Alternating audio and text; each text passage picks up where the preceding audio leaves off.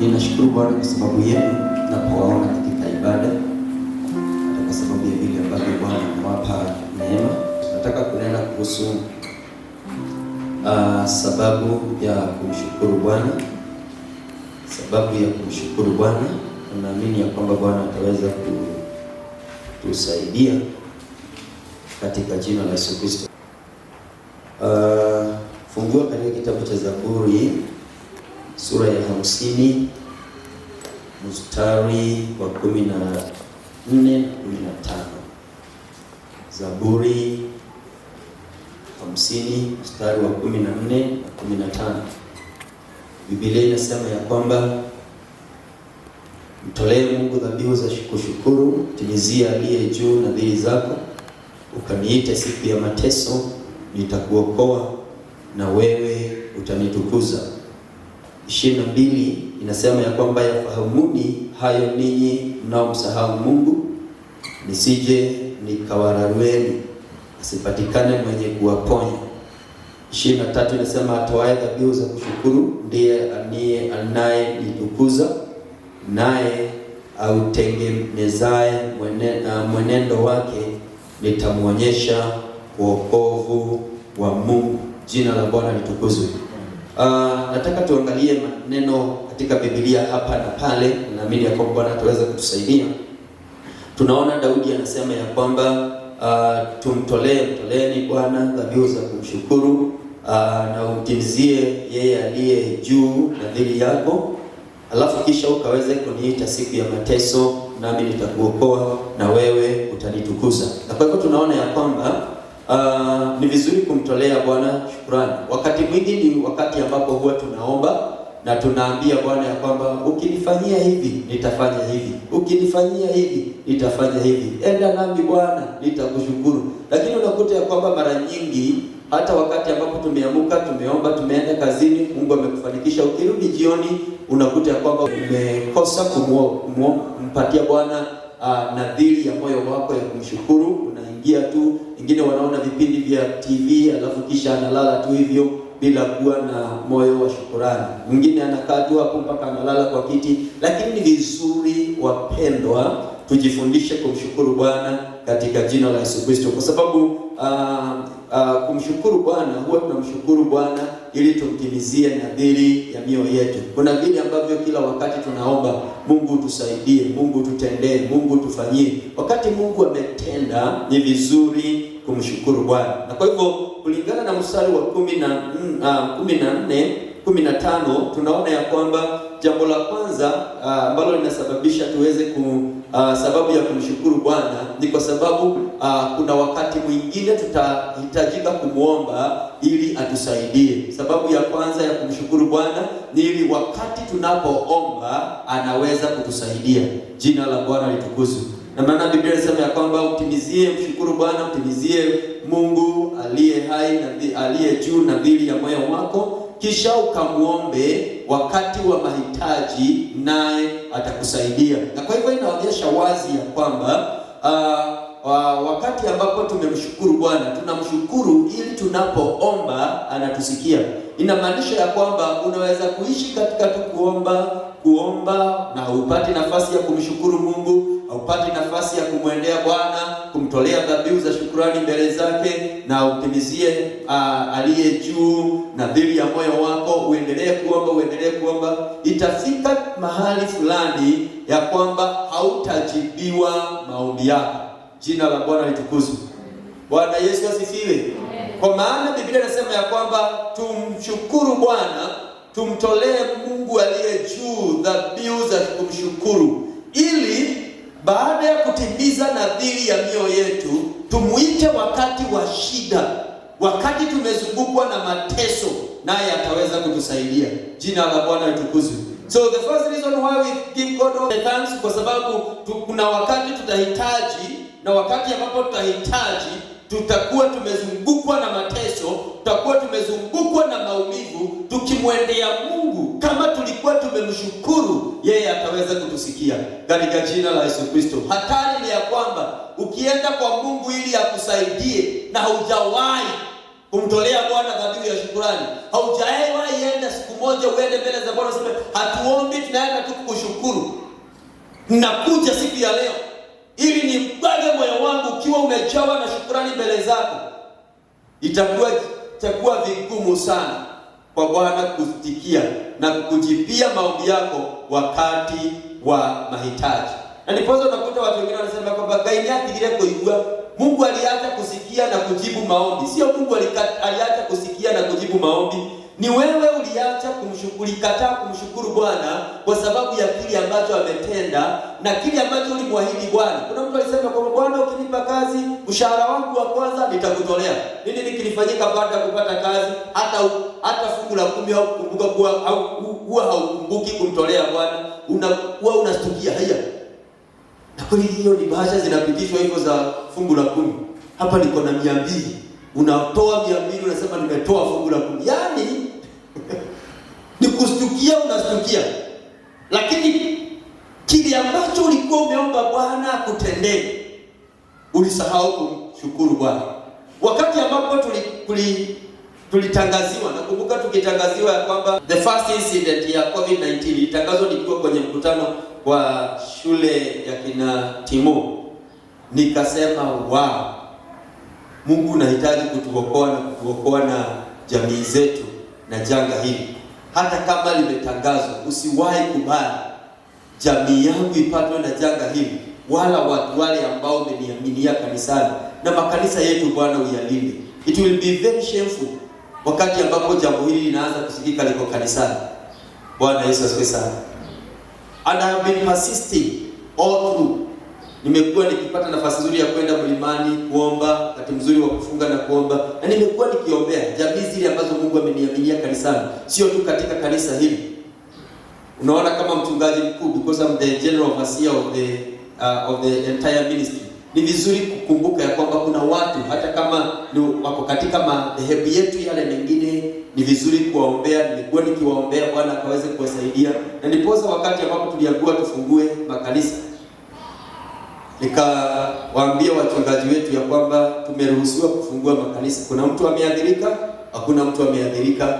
Wale watu walikuwa wamepoteza kazi wamerudisha kazi, wale watu walikuwa chini kimaisha Mungu ameweza kuwasaidia.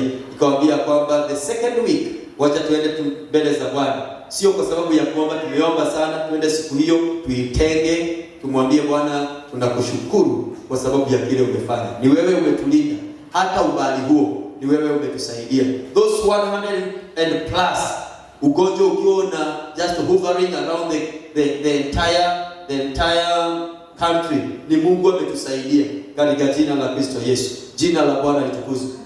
Bwana Yesu asifiwe. Na leo tumeamua kumtimizia Mungu aliye juu nadhiri ya mioyo yetu, ya kwamba tuliwaahidi ya kwamba utulindie watu wetu, tulindie jamii zetu.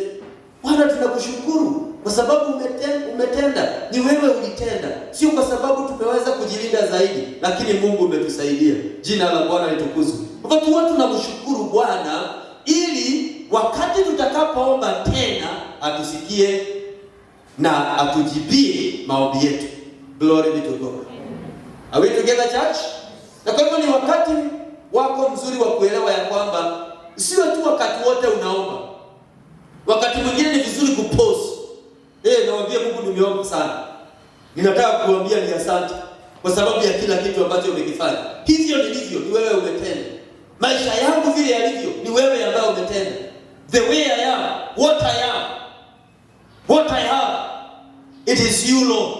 Thank you for giving me an opportunity of living again katika jina la Kristo Yesu. Jina la Bwana litukuzwe.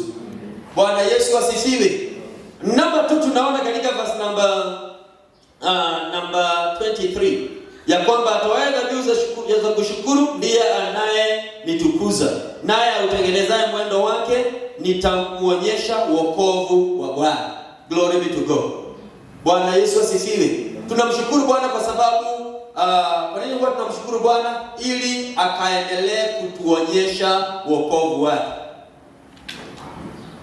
Aendelee kutuonyesha wokovu wake. Kuna mambo mengi ambayo huwa yanadhuru binadamu. Kuna mambo mengi huwa yanafanyika yanadhuru jamii. Kuna mambo mengi huwa yanafanyika yanadhuru huduma na makanisa, yanadhuru taifa kama hili, yanadhuru miji.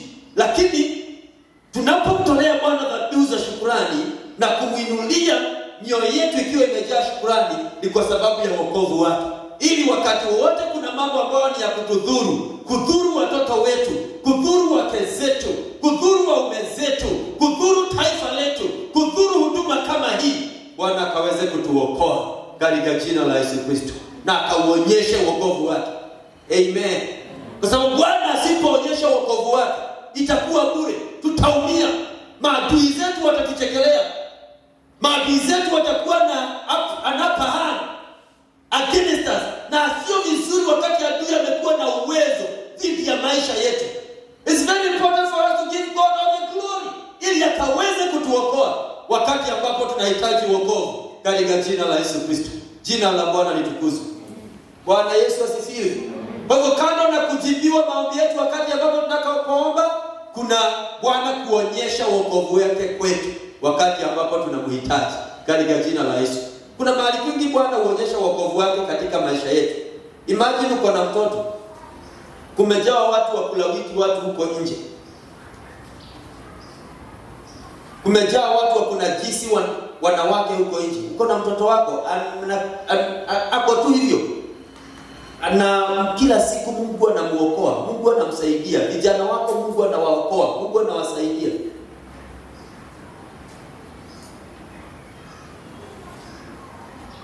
Anawaokoa hata mahali pengine wewe haujui. Ni Mungu tu anawasaidia. Mungu tu anawatenga na watu waovu. Mungu anaweka wokovu waziwazi mbele zako. Lakini kwa sababu wewe unamshukuru Bwana katika jina la Yesu. Jina la Bwana litukuzwe. Bwana Yesu asifiwe. Wakati mwingine unasafiri tu hivyo, unakuta watu wamefariki kwa barabara, lakini wewe unaenda, unafika na unarejea, uko salama. Mungu anakuokoa na janga la ajali. Sio kwa sababu ya vile ambavyo gari hili ambalo ulitumia vizuri zaidi, sio kwa sababu wale ambao tunaji-drive sisi ni madriver wazuri. No. Ni kwa sababu Mungu anataka tu kuonyesha wokovu wake katika maisha yetu katika jina la Yesu Kristo. Jina la Bwana litukuzwe. Kwa hivyo huwa tunamshukuru Bwana ili aendelee kuonyesha wokovu wake katika maisha yetu. Ni nini kinaweza kufanyika kama hatuwezi kumshukuru Bwana? Sio vizuri kumsahau Mungu. Jambo moja ambalo lilikasirisha Mungu wakati wa kizazi cha wana wa Israeli jangwani, ni kwa sababu walisahau Mungu aliyewaokoa na mkono wa Farao anaweza kuwasaidia hata jangwani. Na wakiingia katika nchi ya ahadi, huko wanasema kuna majitu, huko wanasema kuna wana wanafiri, Mungu anaweza kuwaokoa. Wakamnungunikia Bwana, wakamlalamikia Musa. Biblia inasema Mungu akakasirika, akaamua hivyo ambavyo walivyosema ndivyo itakavyowafanyikia. Kulalamika kwao kukasababisha Mungu awaangamize. Sio vizuri kumsahau Bwana. Mstari wa 22 Biblia inasema kwamba fahamuni hayo ninyi mnao msahau Mungu, nisije nikawararueni asipatikane mwenye kuwaponya. Kuna mambo mengi, kuna wakati mwingine Bwana asipokuja tuponye, tuokoe na maadui zetu, hatuwezi kuweza kujiokoa. Jina la Bwana litukuzwe. Na wale ambao huwa wanamsahau Bwana, Biblia inasema kubasikieni nyinyi mnaomsahau Bwana, nisije nikadili na nyinyi. Unajua wakati mwingine matatizo na mateso hutokea, tunaona kana kwamba ni shetani. Shetani hawezi kufanya jambo lolote bila kuruhusiwa na Mungu. Si alijaribu kupenya katika maisha ya Ayubu akashindwa? Si ni kweli kanisa? Mpaka akaenda akaomba ruhusa. Alipoomba ruhusa akaruhusiwa kumaliza mali. Alipomaliza mali, Ayubu akabakia bado amepuza imani yake, amesimama. Akarudi kwa Mungu akamwambia, hakuna mtu ambaye anaweza kutukana kama bado ako na afya. Hebu ruhusu tu afya niguze afya yake kidogo, uone kana kwamba hata kutukana usoni mwako. Kaangua aenda uguze mwili wake, lakini roho yake achana nayo. Akaguza mwili. Alipoguza mwili, Ayubu akasikia uchungu, akalaani siku ambayo alizaliwa, lakini akahesabia Mungu kuwa mwenye haki. Jina la Bwana litukuzwe. Are we together? Kwa hivyo Mungu wakati mwingine anaweza kuacha watu wararudiwe. Na ndipo Biblia inasema kwamba sikieni ninyi ambao msahau Mungu, nisije nikawararua, asiwepo mtu wa kuwahurumia, asiwepo mtu wa kuwaokoa. Brethren, wakati kama huu tumekuja mbele za Bwana, wakati kama huu tumeruhusiwa kurudi makanisani, janga limezunguka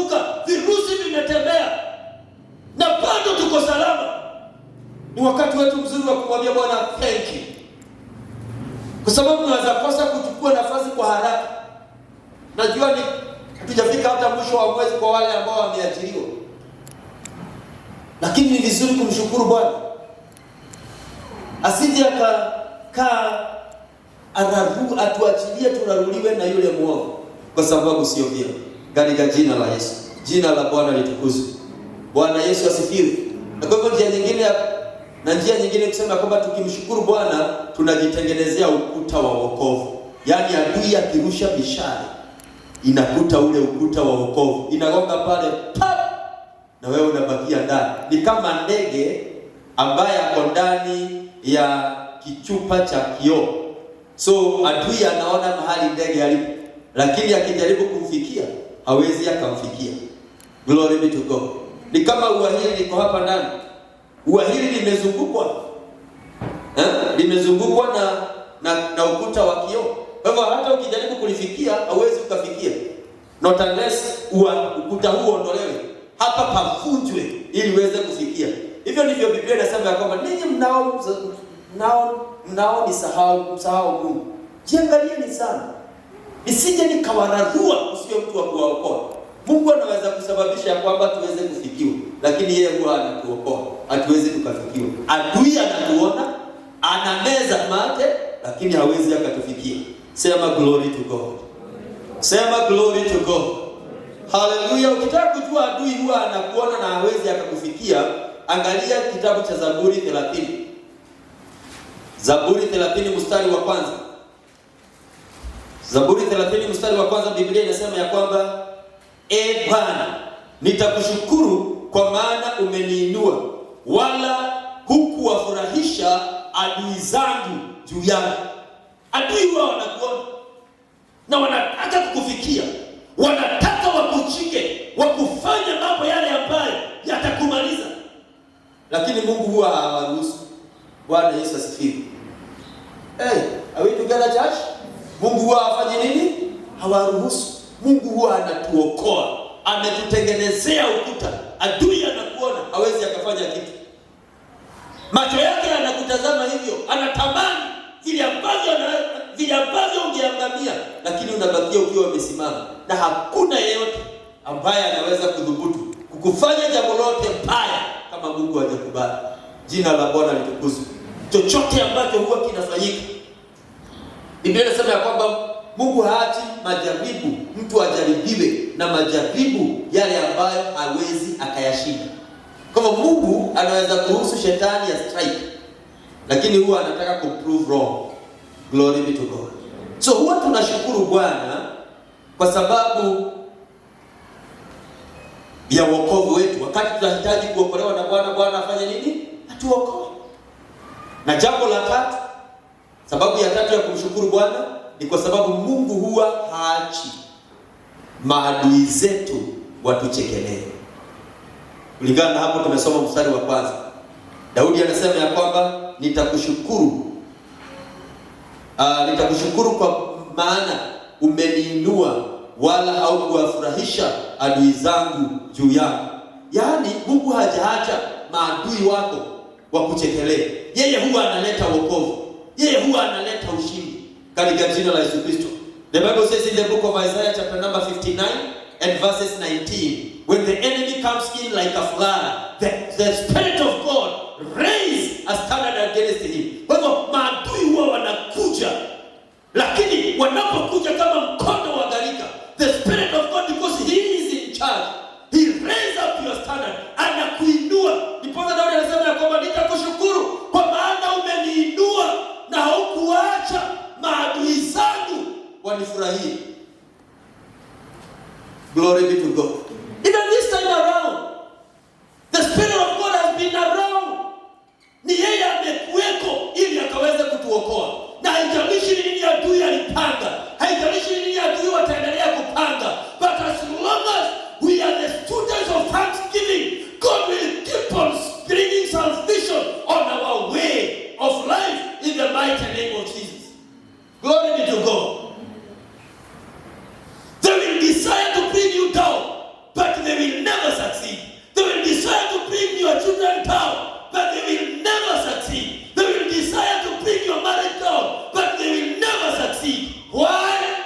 because there is God in heaven. Katika jina la Yesu. Brethren, let us continue thanking God because He is God and He can do greater things than you can imagine. Katika jina la Yesu. Glory be to God. Katika Luka mlango wa 10 mstari wa 18, Biblia inasema Yesu akawaambia wanafunzi wake waliporudi wakifurahia kwa sababu mapepo yameondoka na yamewatii. Mstari wa 18 Biblia inasema ya kwamba akawaambia ya kwamba msifurahi, naliona shetani akishuka kama umeme kutoka juu. Lakini akawaambia, lakini nimewapa nguvu na mamlaka ya kukanyaga nge na nyoka, hata mtakapokula kitu kibaya hakitawadhuru. Hey, haleluya! Bwana ndiye hutupa mamlaka. Unaguza mahali kuna virusi, lakini unatokea ukiwa salama. Bwana Yesu asifiwe. Are we together? Unapatiwa pesa za mtu ambaye alikuwa na virusi na amezishika, zinapitia mikononi mwako na bado uko salama. Kwa sababu gani? When the enemy comes in like a flood, the Spirit of God raise up a standard against the wish and the will of the enemy, and you become secure in the name of Jesus. Hallelujah. Si Bwana atujengee vituo kwa utukufu wa jina la Yesu Kristo, ili mapepo yasipate nafasi ya kutuweza kutudhuru katika jina la Kristo. Hallelujah. Ukiangalia hiyo Zaburi 30, hebu nisome mpaka mstari wa 6. Biblia inasema ya kwamba Bwana Mungu wangu, nalikulilia ukaniponya. Umeniinua nafsi yangu Bwana kutoka kuzimu. Umenihuisha na kunitoa miongoni mwao washukao shimoni. Mwimbieni Bwana zaburi, enyi wateua wake, na kufanya shukrani kwa kumbukumbu la utakatifu wake. Maana ghadhabu zake ni za kitambo kidogo, katika radhi zake mna uhai. Huenda kilio huja kukaa usiku, lakini asubuhi huwa furaha. Nami nilipofanikiwa nalisema sitaondoshwa milele. Jina la Bwana litukuzwe. Bwana Yesu asifiwe. Biblia inasema ya kwamba umeniinua. Daudi anarudia jambo hilo mara ya 3. Umeniinua nafsi yangu Bwana kutoka kuzimu. Na kwa hivyo jambo la 4 ambalo huwa linafanya tumshukuru Bwana ni kwa sababu Bwana ndiye huwa anatuinua na anasababisha mateso yapitie chini ya miguu yetu, na sisi tunakuwa juu ya mateso yetu. Haleluya.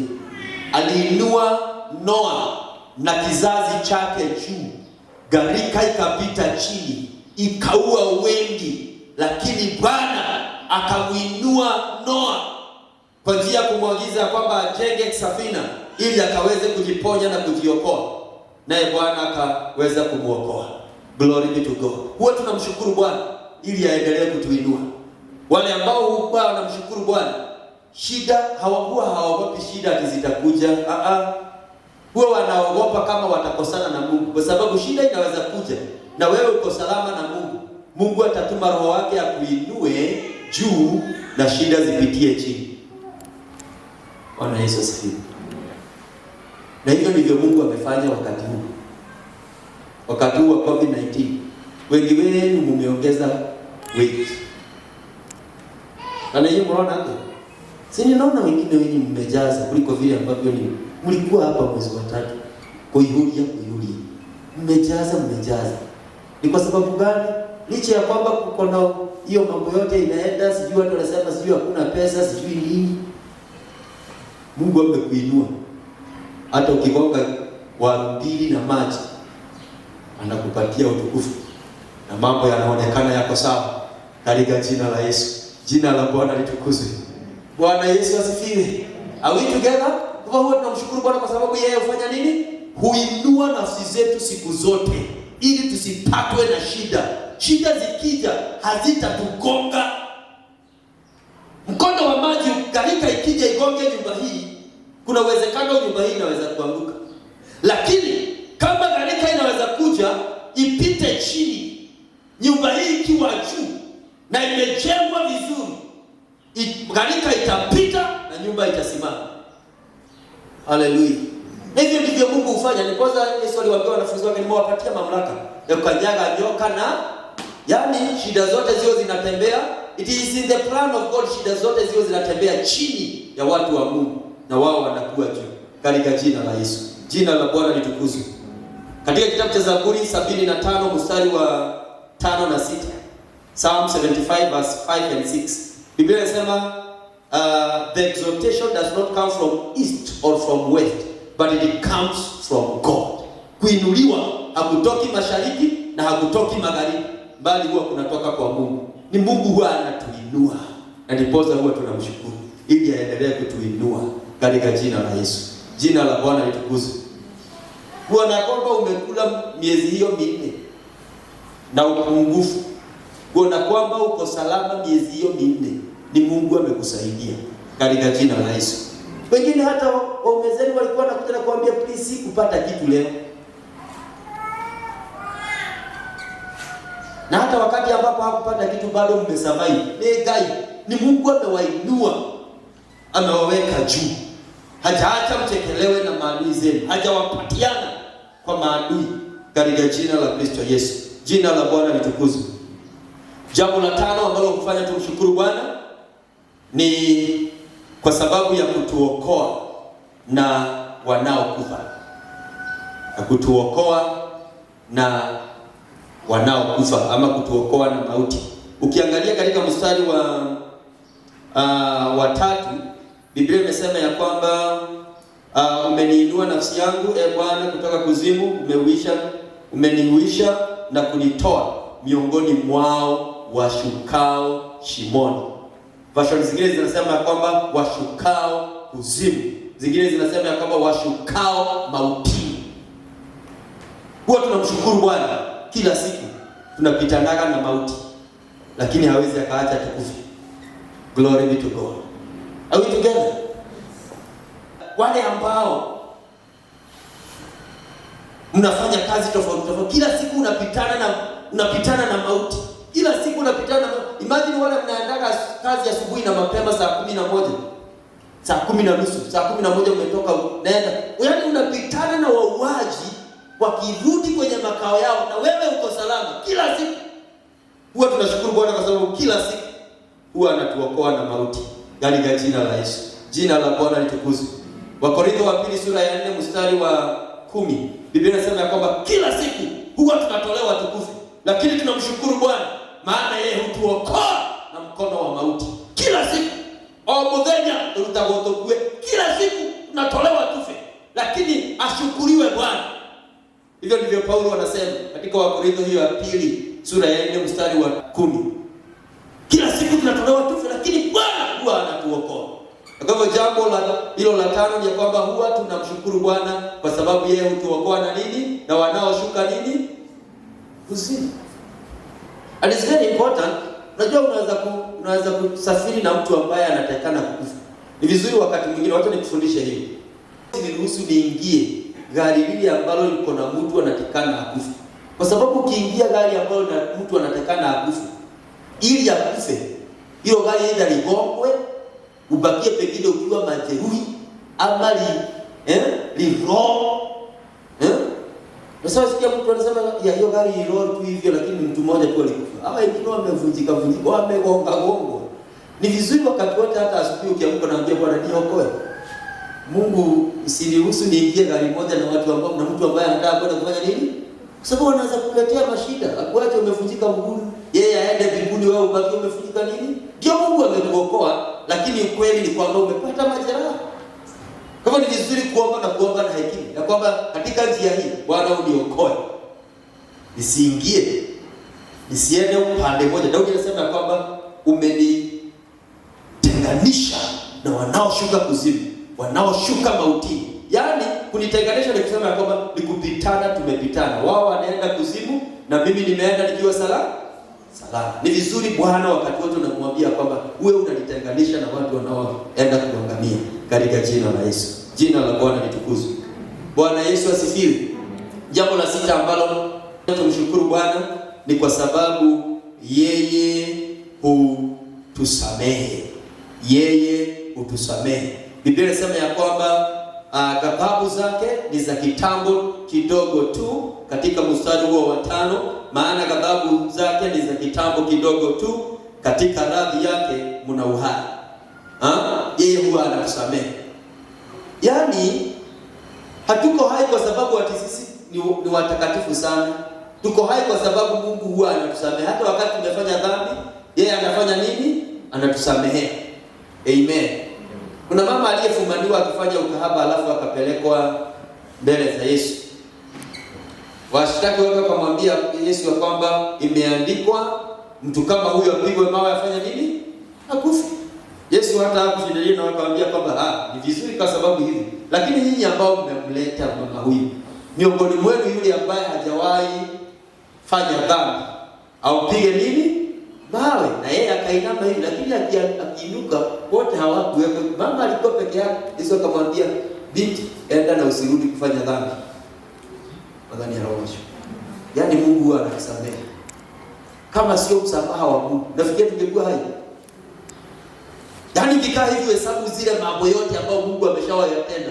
Maondo maretu anekaga, mambo yale mabaya tumeshawafanya Mungu. Acha tumaliza kitabu. Hata kama ni binadamu akasema yeye niko leke ile mno wewe. Nimekusamea sana. Wewe utaona tofauti kwa hivi. Naona kana kwako natakana uteswe. Lakini kila wakati Mungu huwa anatusamehe. Ndiposa huwa tunamshukuru Bwana katika jina la Yesu. Ya kwamba licha ya kwamba hasira zake huwa zinawaka, lakini za kitambo tu, alafu anatuokoa. Hata jambo hili kama ni hasira za Bwana halitakawia. Tunaamini ya kwamba limeondoka na Bwana ameliondoa, kwa maana ameturejesha mbele zake. Kama angetaka kutusamehe, angeturudisha mbele zake, na kwa maana amefungua mlango, ndiposa tumerudi mbele zake, kwa maana anauondoa uovu juu yetu, ili akaweze kutuingiza katika hatima yetu, katika jina la Kristo Yesu. Glory be to God. Bwana Yesu asifiwe. Jambo la 7 ambalo huwa tunafanya tumshukuru Bwana ni kwa sababu huwa tunatamani kuwa established. Huwa tunatamani kudhibitishwa. Huwa tunamshukuru Bwana kwa sababu ya kudhibitishwa. Mstari wa 6 Biblia imesema ya kwamba nitakapofanikiwa nalisema sitaondoshwa milele. Nitakapofanikishwa nalisema ya kwamba sitaondoshwa milele. Huwa tunamshukuru Bwana ili tuweze kudhibitishwa.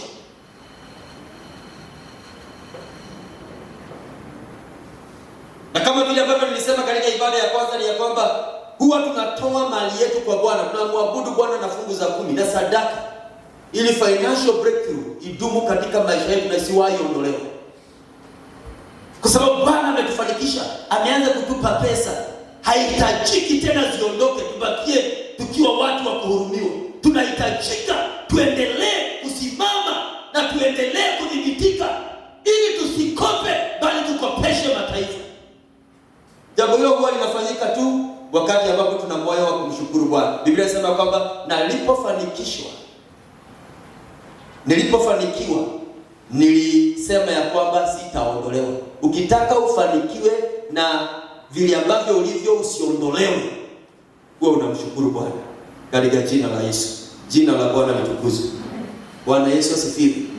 So the students of thanksgiving, what comes on their way belongs to them, and they are established in their destiny. Wanakuwa wamedhibitika katika hatima yao na hawawezi wakaondolewa.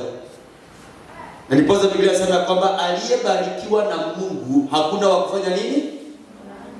Tunaelewana? Kwa sababu mtu huyo amethibitishwa. As long as Mungu ametutendea, tumetambua ametutendea, tunamuinulia shukrani, tunamuinulia mioyo yetu tukimshukuru. Hakuna mtu ambaye anaweza kuondoa jambo lile ambalo Mungu amelitenda katika maisha yetu, katika jina la Yesu. Jina la Bwana litukuzwe. Bwana Yesu asifiwe. Haleluya. Jambo la 8 ambalo hufanya tumshukuru Bwana ni ili ajulikane ametenda. Huwa tunamshukuru Bwana ili ajulikane ametenda.